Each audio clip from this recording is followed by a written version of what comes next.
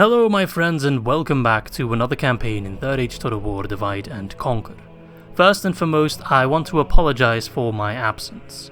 It was always my intention to finish the Dol Amroth campaign before leaving on vacation. However, some personal and family reasons came up which unfortunately meant I was in no condition to record any YouTube stuff. Now that I'm back from vacation, doing YouTube will be a most welcome distraction. Continuing the Dol Amroth campaign at this point seems a bit silly though, as I was pretty much 99% finished. Instead, I want to immediately jump into a new campaign. I ran a poll over 2 months ago on which more than 5,000 people voted. A new record. Once again, thank you. The clear winner in that poll were the Dwarves of Erebor, and once again we'll be playing with the submods AGO and SUS, specifically Swan's Dwarven TLC mod, to make this campaign as awesome as it can be. As always, all the links you will need will be in the description, including a link to my Discord channel, which you should absolutely join. As always, your likes and comments are greatly appreciated. Could we maybe hit 1k likes in the first week? That would be awesome. Anyway, enough blabbering, let's roll the cinematic intro.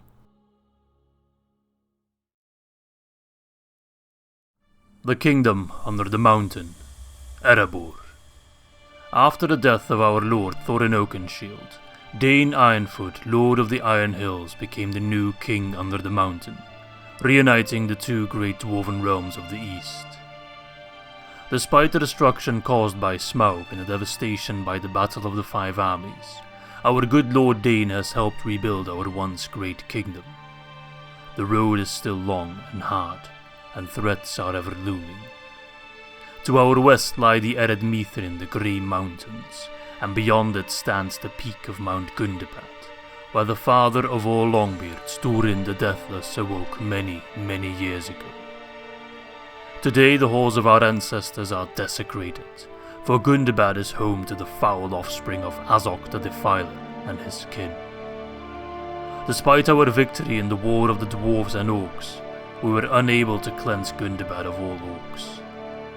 This was a mistake, and one we will make only once. War also looms in the south, for the Easterlings of Rhûn and the Varyags of Khand have sided with the Lord of Mordor. We know about Sauron and his return to Middle-earth, for a messenger came here less than a year ago, asking about the hobbit Bilbo and an unassuming golden ring. We dwarves do not betray our friends, nor are we fools to assume that one as powerful and as mighty as Sauron would seek a plain ring. It must be one of the rings of power that has been lost through the ages. Whilst we banished Sauron's messenger from whence he came, it seems that our southern neighbours were more negotiable, for they have taken up arms and are rapidly expanding to the north. Erebor will stand with Dale, as it has done in the past, and fend off any incursions in our lands. Easterling gold might win battles, but dwarven steel wins wars. Of all grudges we keep, and trust me, there are plenty, the biggest we hold against the goblins that now infest Moria and our once great kingdom of Khazâd. 1,000 years ago they awoke an ancient demon, a being of fire, shadow and death. Durin's Bane we call it, for it slew King Durin VI and robbed the Longbeards of their home. A few weeks ago a company of brave dwarves under the command of Balin embarked on a quest to re-establish the kingdom of Khazâd and reclaim the precious mithril mines of Moria. We know not if they were successful, but we do know that we shall not find rest until Durin's Bane and the goblins that defile our ancient halls are utterly destroyed. Our mines lay deep, and our armories are well stocked. Not since the days of great Khazâd has there been a dwarven realm this powerful. Under the command of King Dain, King under the mountain and Lord of the Iron Hills, all of Middle-earth will tremble under the thundering march of our legions. All hail the sons of Durin. BARUK KHAZÂD, KHAZÂD AI-MêNU. Alright, here we are, the start of a brand new campaign, always an exciting adventure, and with AGO installed we always get a first question, which is of course whether or not we want to enable hardcore mode, and I always say yes because I'm not a pussy, and since the Lamroth campaign I don't think I've become a pussy, so the answer is still yes, we will enable hardcore mode. Basically no auto-resolve, and it adds some extra costs for sieging settlements and armies when they run out of supplies, though I don't think I've ever really ran into that problem, so I don't know. It's a small thing, but it makes me feel better about myself because I'm playing on hardcore mode. There we go. Right, if you are new to Divide and Conquer or AGO or even both, then I would highly recommend reading through this. However, I'm kind of considering myself a veteran at this point. I've done many campaigns with DAC and already a couple with AGO, so I will not read those things and then completely forget what's in it and be flabbergasted when I'm not up to date with everything. Anyway, here is some nice lore introduction for the Dwarves of Erebor. However, if you've watched the cinematic intro, then you should be updated for the most part. I will just scroll through it. You can pause if you want and just read through it at your own leisure. However, if I read through all that, then I already have to end the video because it's already way over an hour. Alright, there we go. I think those are all the things I had to take care of already done. Unless, are there any specific... there we go, the faction info specifically for Erebor. This is quite important because it has some special scripts, and we are playing with Swan's Dwarven TLC submod, so we have some extra scripts on top of the regular scripts, which aren't too many, I don't think. But now there are quite a few, so let's read through them. Dwarven grudges. Make sure the settlements Khazâd West, that's over here, Khazâd East, that's right next to it, Gundabad and Dain's Halls, which is over here, and Erebor are held by dwarves, so we don't have to hold them ourselves per se. Other dwarven factions can hold them as well. And we get some money as a bonus. Okay. Battle for Erebor. Starting at turn 15, Sauron will send a message to Erebor. Gimli and Gloin will disappear on turn 16 as they go to Imladris to seek aid. Okay, I like that. You will lose control of them until you send a diplomat to Imladris itself. Okay, we want to prioritize that because I don't want to lose Gimli and Gloin for too long. 5 turns after your diplomat has finished has finished his business. I'm not sure why I find that a very funny phrase. In Imladris, Gimli and Gloin will return. 3 turns after that you will be informed of an impending attack by a rune. You will have 12 turns to build up, after which Erebor will be assaulted by an army from Rune. Okay, I like that. I'm not sure if I like the fact that it's so spelled out, because I can really prepare for it, but in a way, I don't know. Depends on how strong the stack is. I hope it's proper strong, seeing as I will have time to prepare. Ring script, we know about that. We can't go evil, we can only be good. Yeah, that's it pretty much. So grudges, the battle for Erebor, and also Gimli and Gloin, you know, that entire thing. All right, make sure I don't forget anything. The start of a new campaign is both the most stressful thing from a YouTube perspective, because it's always the most important episode, but from a campaign and gameplay perspective, it is the most fun part of any campaign. I always kind of lose interest, like, after the mid-game. Late game, I'm not a big fan of late game Total War games, but the early game, that's where it shines. So, first things first, what are our victory conditions? That's of course the most important question. We need to hold 24 regions, we hold 2, okay.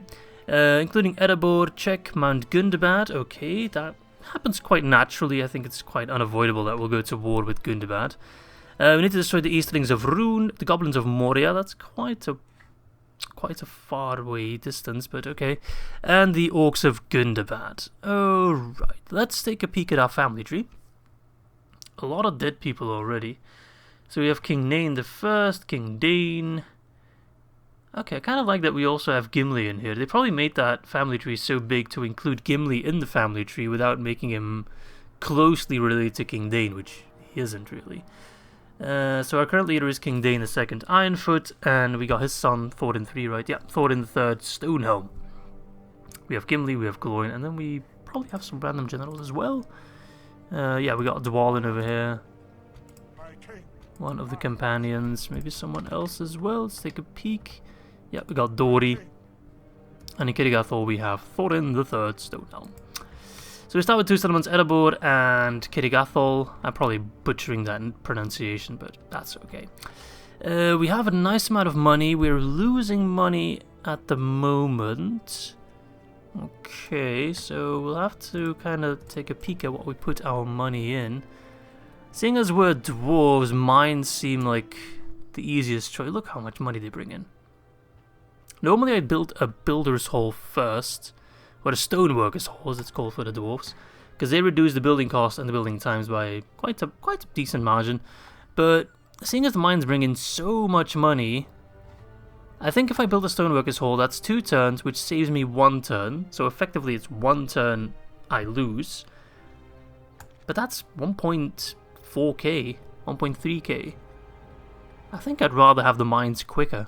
So I think I'll straight up immediately invest into mines there. Possibly also in Kirrigathol. 672. I'll get the stoneworker's hall there. I think that makes sense. In my mind, I can't be bothered to do the full maths, but someone will do it. And they'll agree with me, I'm sure of it. Alright, anyway, let's take a peek at our generals. We got Gimli, he has, let's see, Axe Guard of Erebor. They also have throwing axes, which are armor piercing and body piercing. That's quite insane. That's a change specific to the Dwarven DLC submod.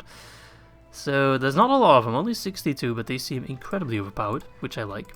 That's how dwarves should be, right? Kind of like the elves. Small in numbers, small in size as well, but very powerful. King's Axe is kind of our mainline late game shock infantry unit. 11 attack, 19 defense, 7 charge, armor piercing, which is quite nice. 11 attack, armor piercing, pretty good. What do you have Dwalin? Probably as Mattox or something. Iron Guard, okay. Very tanky at 31 defense, 16 attack. They can use shield wall, can't be broken. Good. What do you have, Dain? Ooh, he has the red axe, I like that. There it is. I really like the look of his armor. I think that's new. What a beast. Sons of the Fallen, I like that. 14 attack, 35 defense, so that's a fully decked out Sons of the Fallen unit. Damn, that's insane. 21 armor might just be one of the highest armor stats in the game. It's definitely up there with like the Smiths of Eregion or whatever they're called. Right, over here we have Mr. Dory. What do you have? King's Warriors. That's kind of our main bread and butter infantry for the late game. And they also have... Oh, they have throwing axes. Okay, I think that's new. Armor piercing. I think that's only the throwing axe that armor piercing. I don't think the main axe is armor piercing. That would be quite broken. And then Thorin, what do you have? Sons of Durin. Damn. That's a new unit, I think. Is that our standard general's bodyguard then? Okay. I think it used to be Zenith Guard, right? Or no, wait, that's Barlin's unit. I think the standard bodyguard was like, I don't know, Durin's Guard or something like that. This one's definitely new though. They got like big Mathawks, heavily armored, 18 armor, damn. 14 attack, armor piercing, frighten enemy infantry. They're faster than your regular dwarf, which doesn't say much. Pretty good unit. Almost a waste to leave you in Kirrigathol, but for now, you'll have to do so. Okay, so Dale's to our south. I think it makes sense if we expand in this direction, but I don't want to block Dale to expand south. I know there's also a settlement over here, roughly, Scan. I don't think I want to take that yet, because that puts me quite close to Rune. And I don't want to ruin our relations just yet. Although, are we already at war? No, we're already at war, so what does it matter? We're allied to the other Dwarven factions and Dale. Interesting enough, we are not allied to the Elves of the Wooden Drum. I think I'll pick up that Dale cavalry. Just because we can't train any damn cavalry of ourselves, so... Okay, I could also expand towards Onazanar, which does put me closer to the Orcs of Gundabad. But I've got these generals right now which are doing nothing, and I think those generals alone can crush most of Gundabad. Those guys get free upkeep. I think I can just do it with the general's bodyguards. They are incredibly powerful. They can take a nap in the Dwarven fort. Off you go on a merry adventure. No change of clothes, but change for hose. And free upkeep. That should already balance our budget, yep.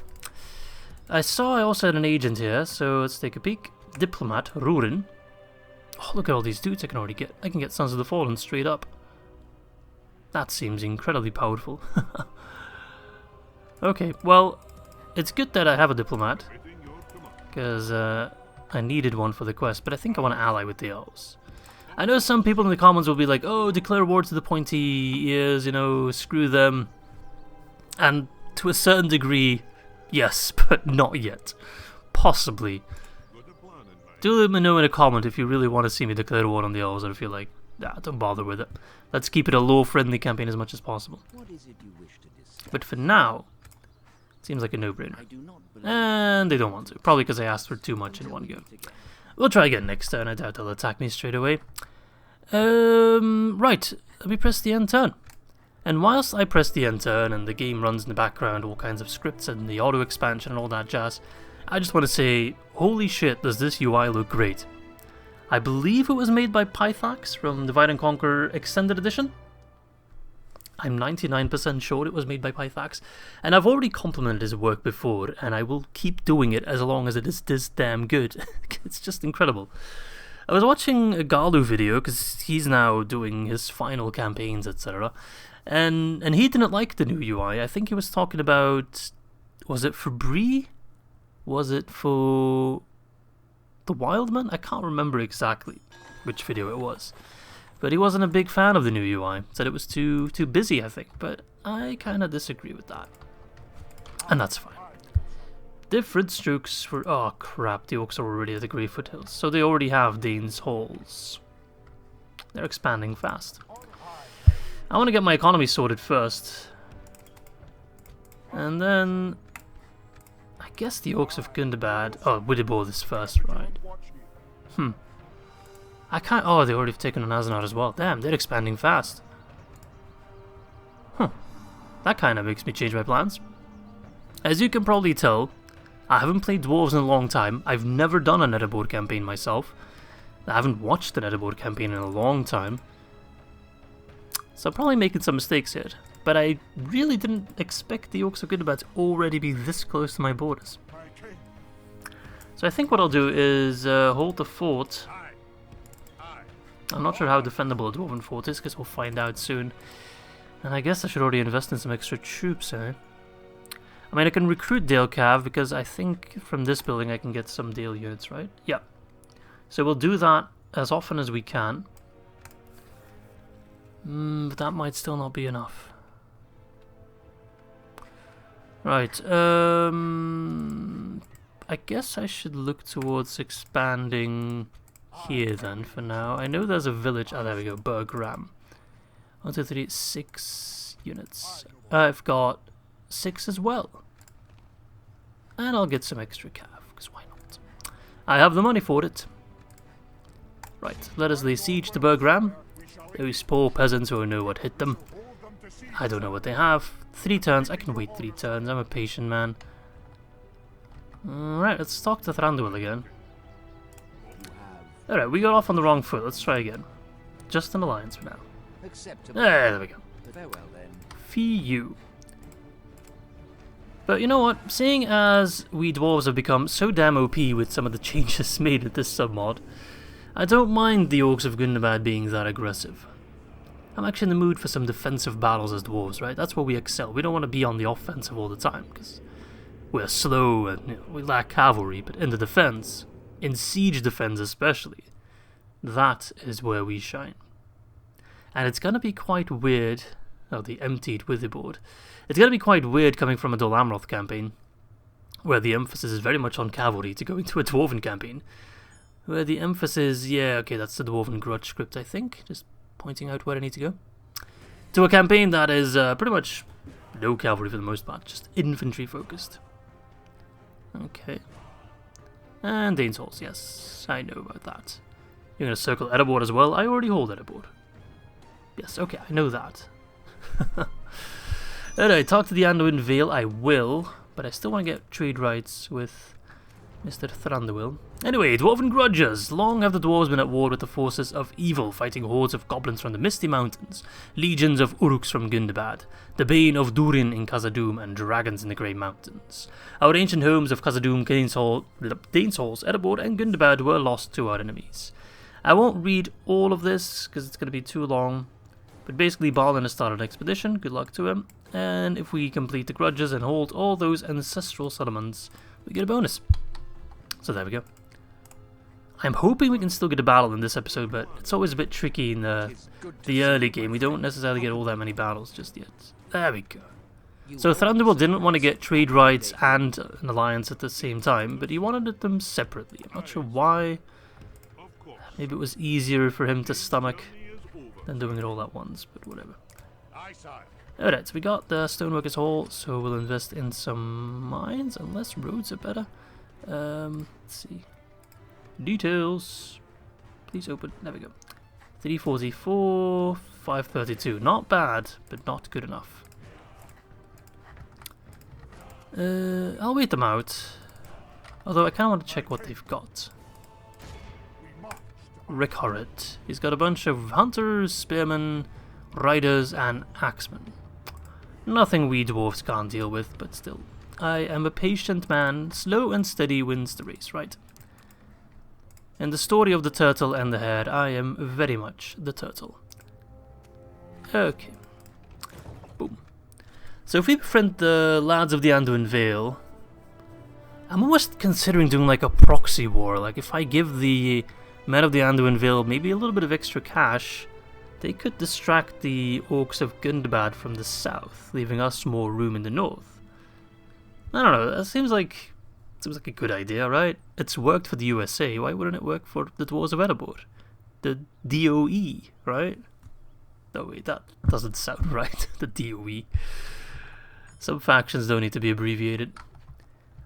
Like, they've pulled back all their forces. Which worries me, because that means they're up to something. I could straight up take Witherbore in one go, because it's a village without walls. Or a town, I should say. Oh, it does have walls, never mind. I always thought it started off without walls. But Onazanar seems like it's a fortress, so it's easily defended. Or more easily defended. So I take that. And then if they want to retake it, they'll have to fight for it. Let me just double check again. When do Gimli and Gloin leave? Turn 15... 16. So I still get a couple turns of them. But I need to make sure we have reinforcements by then. Alright. Build a ram and a set of ladders. Yeah. Rune siege at once. Oh, we're killing a general straight up. That's pretty good. Borg champions. Alright. Alright, if you want to prove your mettle. Against my metal. Last turn for Bergram. Do I want Mattox? Whenever I fight against Mattox, they're always bad. Perhaps I could find a use for them. 7 attack is not good, 7 charge is meh. But they are armor piercing, 11 defense is terrible. I think I'd rather have Erebor infantry, to be honest. Alright. Let's get some extra... let's get those longbowmen. Okie doke, and you keep moving towards Beorn, our hairy friend. And that's rich coming from a dwarf. Alright. Turn number 5. Our economy isn't looking fantastic just yet, but we've just started, right? Once we finish those mines in Erebor, it's already going to go up by quite a bit, and if we expand even further, both our settlements and our territory, right? More settlements and better settlements. We're going to build mines everywhere, right? We're going to dig so deep we'll anger 20 Balrogs.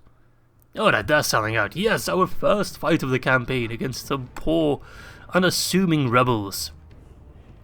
Nothing crazy. What unit do you have again? Just like the regular king's whatever, right?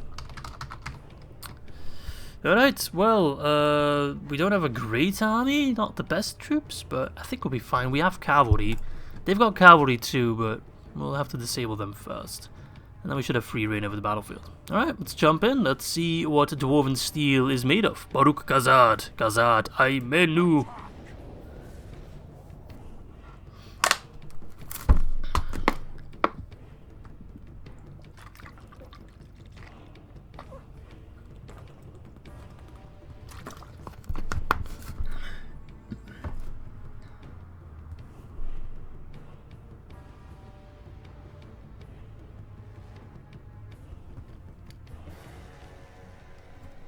Alright, drop that shit. We don't need it. Pull back. Alright, you guys are throwing axes, right? The King's Warriors. We'll take a peek at the look of our units in a moment. Someone's already shooting me. God damn, I don't like being shot. Alright. Dory has the King's Warriors. There's Dory himself. Looking quite spiffy. The King's Warriors also look quite good. These aren't new models, right? So if you've seen any Erebor campaigns recently, then you know what these guys look like. We have the Mattocks. I think they have a slightly different model. They got like pauldrons. Then again, I've never really paid much attention to them. Good old labourers. They're actually a pretty decent unit, because they're cheap, right? They're pretty much our militia tier. But, unlike other militia tiers, they're armor piercing. So they start off with 7 attack, armor piercing, and 7 defense, plus 6 charge, which is like... They're slightly worse than the Mattocks, but they're quite a bit cheaper, especially in the upkeep. So, like... anything the Mattocks can do, the Dwarven Labourers can do 80% as well, right? But they're much cheaper and, yeah, more readily available. I think I want to split my cavalry. This is my first battle in like a solid 3 weeks, I think. So you'll have to forgive me if I'm a little bit rusty.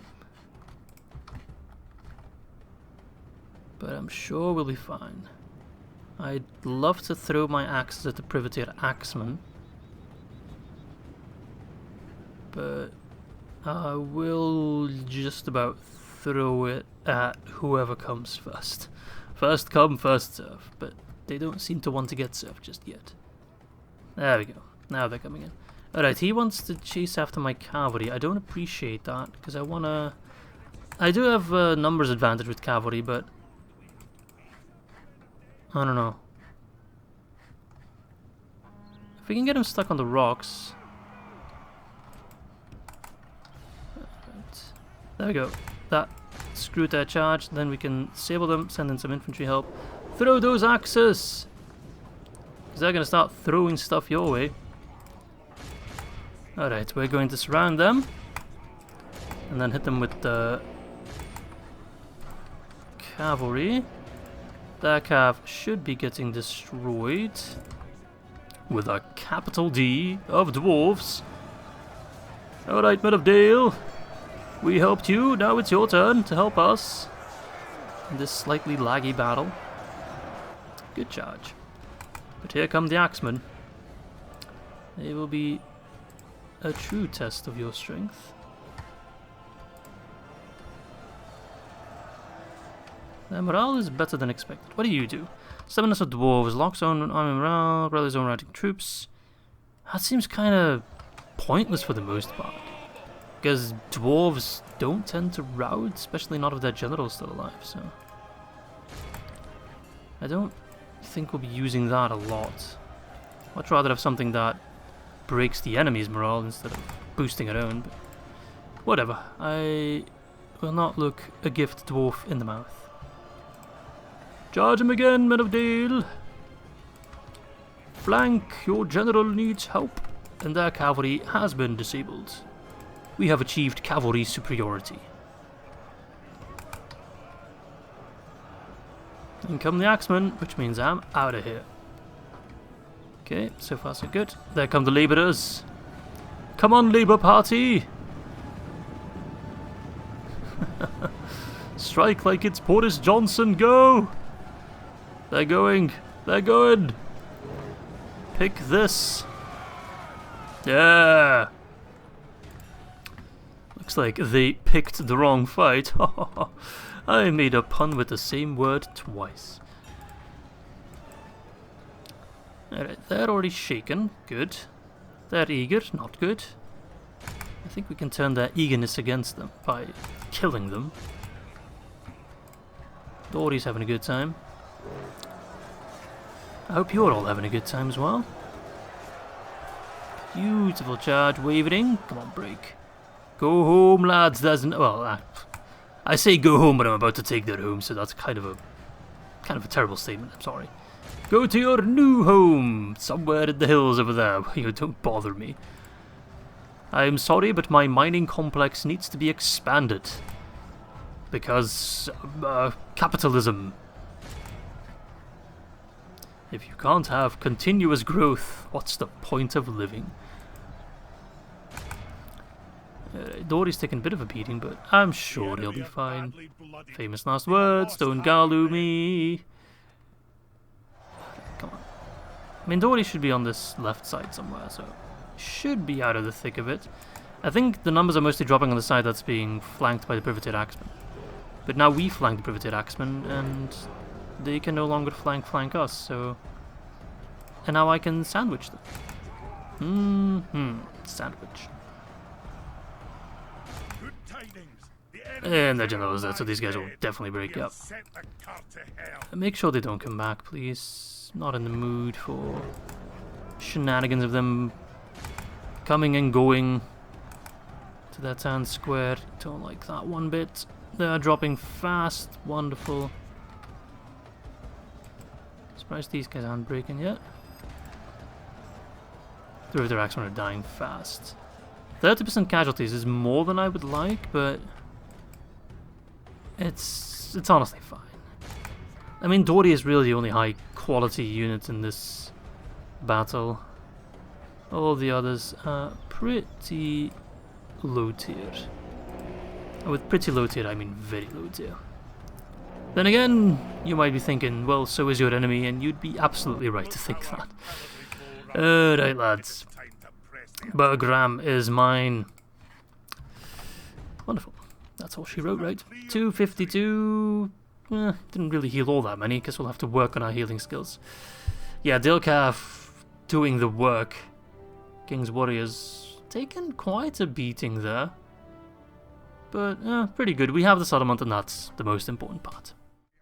Oh, right, and immediately we are confronted with a choice. I think at this point I want to occupy, because otherwise population grows based on percentages, right? So if I already slaughter some people, it's going to put me back quite a bit. So, and Dory can keep the peace. He's a man of the people. He knows what they want. Talking about what you want, though, you want to see more bloodshed, and I will grant you that with pleasure. So let us jump from one battle immediately into the next one. Let's make a second save, because you always need to make backups. Let's send in the full general battalion with Dwalin, Gloin, and his son Gimli, as well as these poor Erebor infantry who just kind of got thrown into it, up against Yagor and his band of Bork's champions, as we take back the Withered Heath. Alright, let's go. Alright, where is the settlement? I don't see anything. Oh, it's up there. Well, this settlement was damaged, right? Oh, it's just this random wall. I was maybe hoping some towers would be down or something like that. No, I guess we'll have to fight through towers. Alright, let's take a peek at the units we got. The Iron Guard, one of the finest mainline infantry units in the game. Just good. Just a good unit. The King's Axes. Those are the ones... They throw axes, but just armor piercing, right? No, they don't throw axes, they just fight. Okay. The Axe Guard of Erebor. Those are the OP motherfuckers with the body-piercing missiles. I'll try to keep my cursing to a minimum, but these guys deserve it. They are incredibly powerful. There's Gimli. Look at him. Oh, I love Gimli. Best fellowship member besides Boromir, and I'll fight you over that. And there we go. I'm also not sure why the dwarves insist on building a ginormous ram. Like, you could probably do with a much shorter one. You don't need that height, but I guess, like me in a lot of ways, they are overcompensating. Right, you guys... Actually, no. I want you on the ladders, you on the ram. But I really want Gimli to be doing the killing. So maybe... I'm not sure yet who I'll put on ladders. We'll see how the AI puts their troops. Based on how they do it... Okay, they're not on the wall, so I'm actually confident in putting Gimli on ladders. Gimli, ladder duty, and go up here. Oh wait, they are on the wall, but on that side. That's fine. Look at those ugly SOBs. Thinking they own these hills. Pah. No, no, no, no, no. This is dwarven land. You are well to respect it. Alright. Well, my name ain't Quasimodo, but I still got a hunch that this battle won't be too difficult. Plan A is to get the axe guard on the wall and just chug axes at them and kill them, really. That's the main plan. Plan B is to run in with the king's axes and the iron guard and finish them off like that. As far as plan Bs go, that's not the worst plan B, right? Send in your battalions of dwarves and just slaughter them. If that's your plan B, then you're doing pretty well in life. Can I get Gimli up here? I can. I can get him like here and just absolutely demolish them. I'm going to turn off Fight at Will for now, because I want to make sure that I get every shot on camera. Can you maybe not ram down the gate entirely just yet? You might be wondering why not. Well, oftentimes when you break down the gate, the AI responds by sending their troops to hold the gate, and I actually kind of want to leave them in this position. I don't want them to move away, right? Because I can get my Gimli boys up there.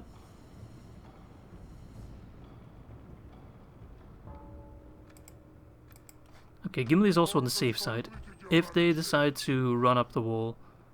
Oh, they got their axes ready to go. Then Gimli's on the safe side, the far side. I'm going to put it on slowdown mode. For those of you who don't know, you can actually move the speed with smaller margins if you hold shift. So if I press it like this, it's 1, 2, or 6. But if I press shift, I can do it in like 0.1 percentages, which is quite cool. So you can just add a bit of a slowdown just to see the full devastation. Oh, those axes, lads!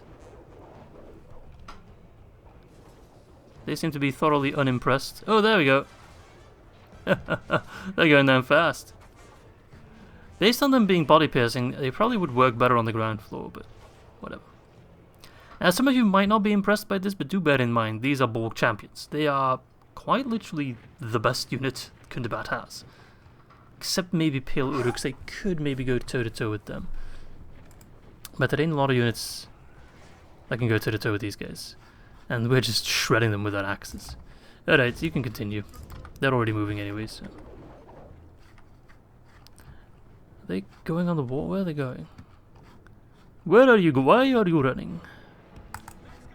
Okay, let's go down. I don't mind fighting them on the ground level.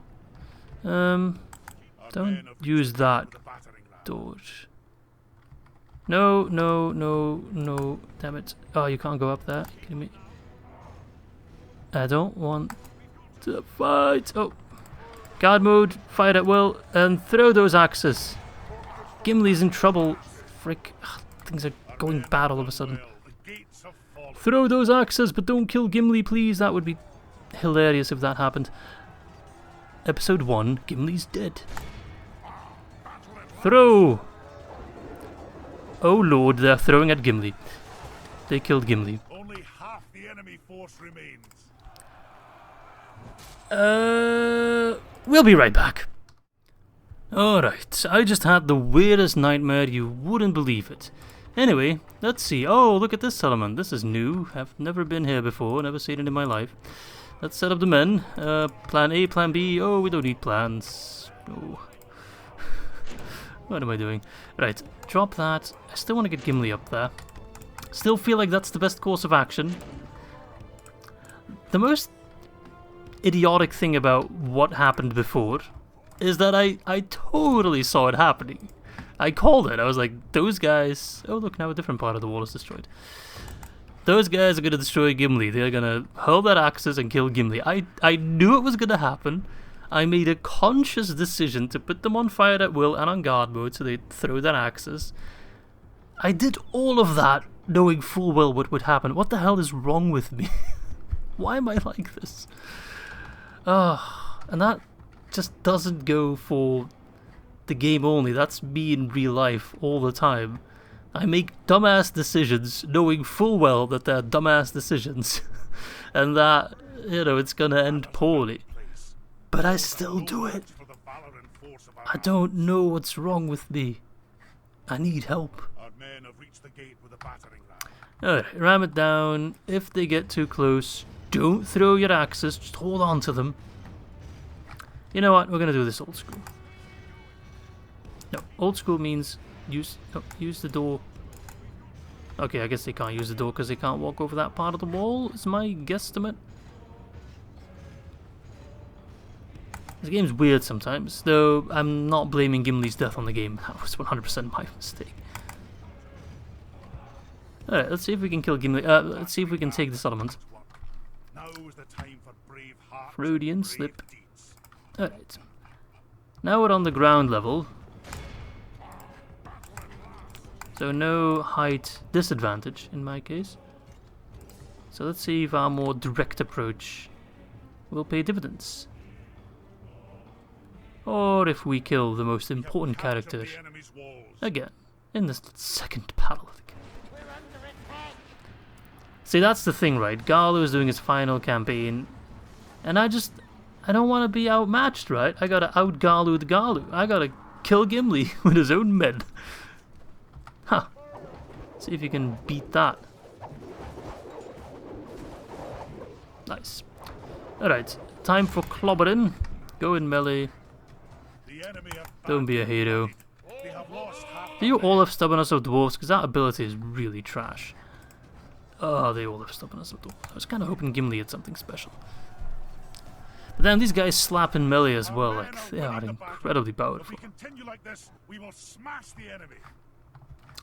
I probably will get some people saying I shouldn't have reloaded and just kind of stuck with it, but come on now, I mean, you don't want to see Gimli dead already, right? It would also, I think, break the script of Gimli and Gloin moving to enlargers, because no one in their right mind would lose Gimli by turn 16.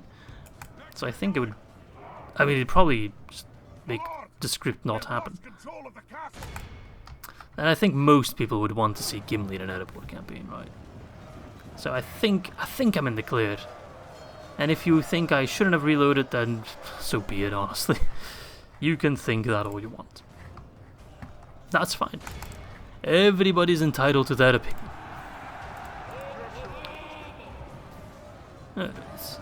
The Iron Guard and the Axe Guard of Erebor having a great old time sandwiching Bûrh's champions. And General's already dead. So I don't think these guys will break. I think they will quite happily fight till the last Uruk, Orc, whatever these guys are. Alright, there come the King's Axes, as if we needed more manpower. The answer, we don't. But it's always welcome. Alright. Kill the last of them. Oh, they might break. I thought they had Infinite Ra, but I guess I thought wrong. Well, there we go. That is Onazanar in our possession. Axe Guard of Erebor killing 94. Barely broke a sweat. Beautiful. Alright. Bada bing, bada boom. And just like that, we have already doubled our amount of settlements in just 5 turns. Way! Let's occupy that. What an ass settlement.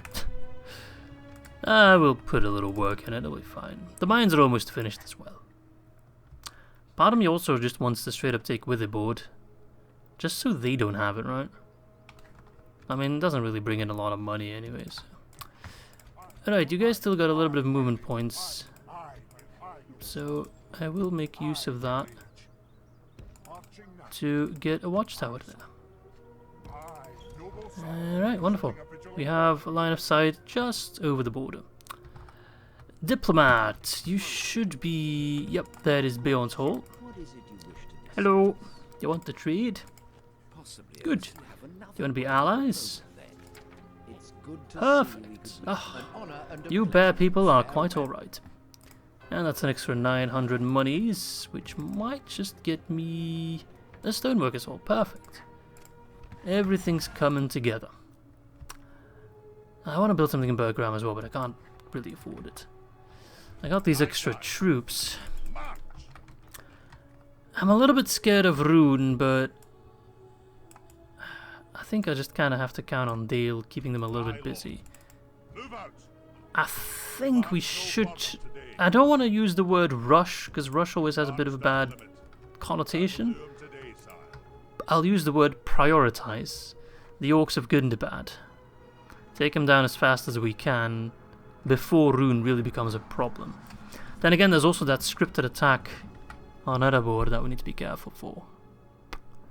And I need to make sure my diplomat is in Imladris, because I don't want to miss out on Gimli and Gloin.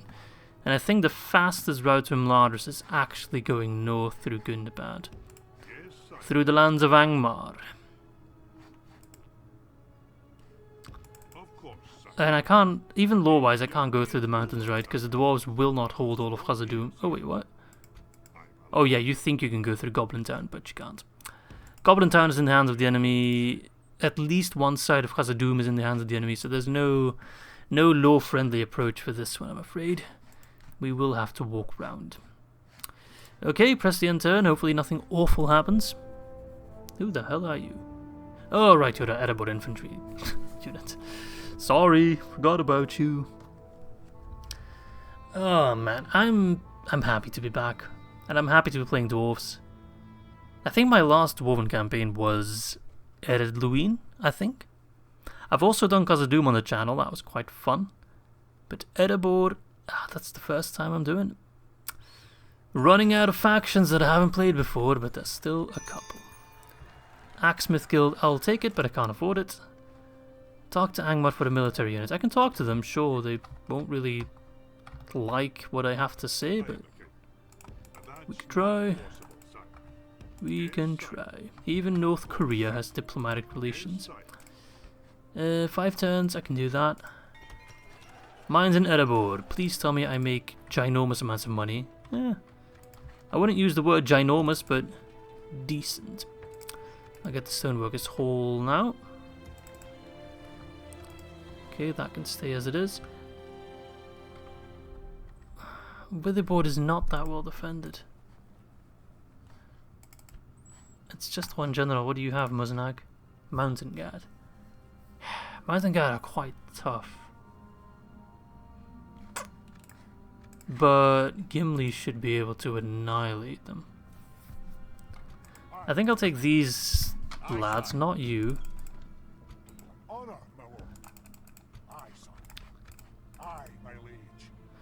Put them in the fort for now. At the very least, wait for LL to arrive. Possibly Khanil as well. Though I don't think I'll wait for him. I can send in these lads. Aye, sire. That's a decent force. They can take Witherboard. Can they hold Witherboard though? That's the question. Because we know there's some big big orc armies out there. I wish there were big dwarven armies out there, like this guy for example. Look at that ugly face, my god. It's like looking in a mirror. Black Shield Archers, no. The thing with Black Shield Archers is they're usually not a big threat, but we dwarves are so slow to get to the front line, it might be a problem. What I also really want to do is make sure we get siege equipment rather quickly, because the dwarves, they get a ballista which is better than regular ballista, right? It's more accurate. But specifically they get a catapult which has grape shot, which is incredibly powerful. It's a bit finicky, but if it's in a good position and it works as intended, it absolutely shreds any army. Like, no problem whatsoever. But it's a little bit finicky to use, yeah. And I do believe that this mod also has special siege equipment, courtesy of 3rd Age Total War 4.0. But we'll show that when we get there. Right, Kirigithol also has the upgraded mine, so my economy is, yeah, it's quite good. Booming. I guess I could wait to upgrade my mines. It also gives me culture increase and population growth. I think we'll wait with that just a little bit, because I really want to keep expanding these new settlements. Like, these mines are actually really good as well. Yeah, we'll invest in... Actually, can I build mines in Bûrh? Because that's quite a bit safer territory. No, I can't. How good are roads here? 116... 126, yeah, that's dreadful. As much as I don't like building in Onazanar just yet, because it's a pretty weak outpost, I think I'll do it. Lay siege to Witherboard. Okay, they got some reinforcements coming in, but not nearly enough. I don't know if I'm doing the right thing. I'm a little bit scared. And I should slowly but surely start rounding off this episode, but there's still a little bit of time. I'm having too much fun. I mean, production-wise, we're already second place, which is quite good. I'll make a quick extra save. There we go. I think that's all I want to do, right? Actually, I want to invest in a spy. Because right now I'm lacking information. I don't know where the armies are. They might be sneaking up on Erebor as far as I know, right? Don't think that's the case, but don't want to find out. And I guess I also want to move a spy towards Rune if the opportunity arises. Alright, please attack me at Witherboard. Do it. Do it. No, I don't think they will. Unless their turn has already passed, I wasn't paying attention. They're probably one of the last factions to move. Let's see, Isengard, Dunland, there's Moria, there's Gundabad, yeah, one of the last ones. They actually pulled back their forces, which is reassuring. I mean, you guys want to do one more battle before we round off this episode? I can't hear you, but... Oh, I forgot to build siege equipment. Oh, wait, one extra turn. Because I'm an idiot. I forgot to build siege equipment. Rookie mistake. It happens, it happens. In a time where I really should be more cost efficient. Spend my time wisely. Alright, we can trade, get a free unit of Sons of the Fallen. I'll take it. I will take it.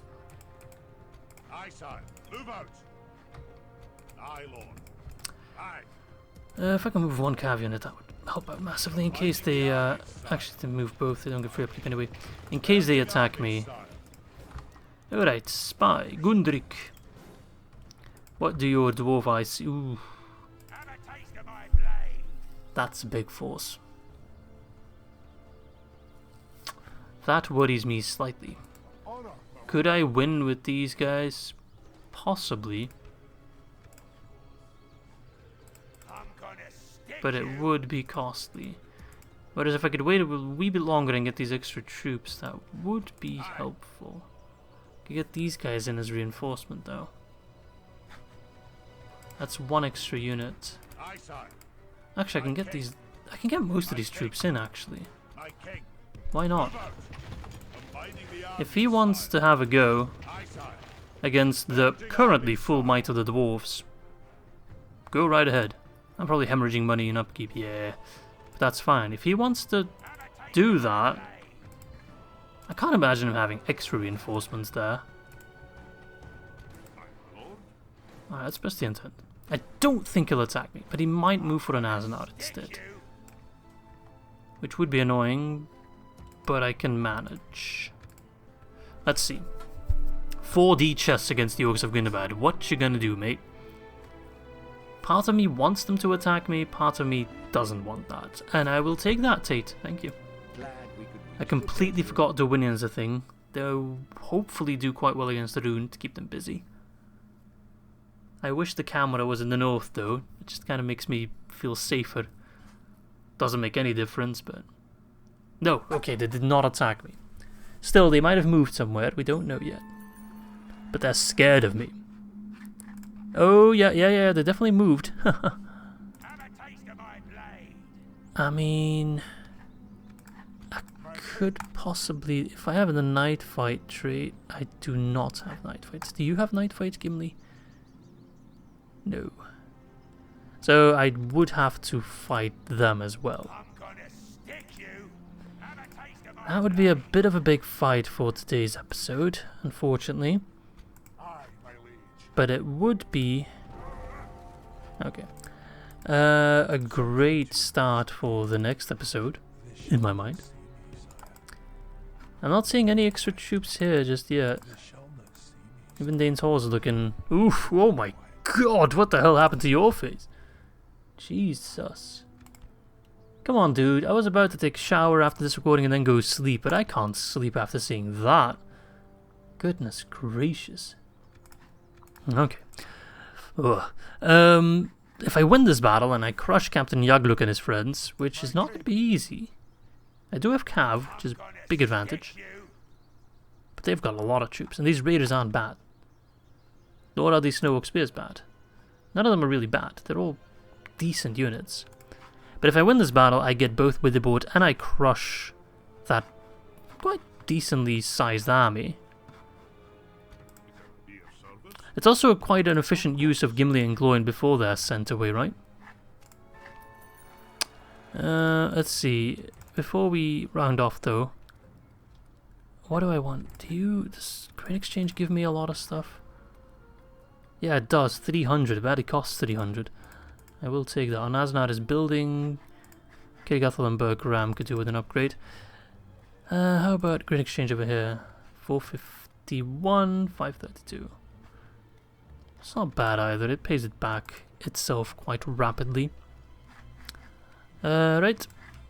Yeah, then I think I'm going to round it off for today. Hope you guys enjoyed this first episode. I definitely did. So in the next episode, we'll be attacking Witherboard, which is, well, Muznag and his mountain guard, though they are not the problem. But also Captain Yagluk. The Master Power is actually not in my favourite, just slightly off the middle here. Even though it says a 1-to-1 ratio, you can tell the blue bar is slightly smaller than the red bar. Not sure why exactly. I think just strength in numbers, because I do think we have the edge here. I'm quite confident we'll win this, but I don't want to be overconfident, right? So yeah, that is something to look forward to for the start of episode 2. A pretty big battle, but that's not to say that this episode was without cool battles. We took on Onazanar, had a bit of a hiccup there with Gimli, small detail. And also we took Bûrh Ram in a glorious battle against random peasants. So yeah, there we go. First episode is done for, and I hope to catch you soon for the second one. Bye bye, lads.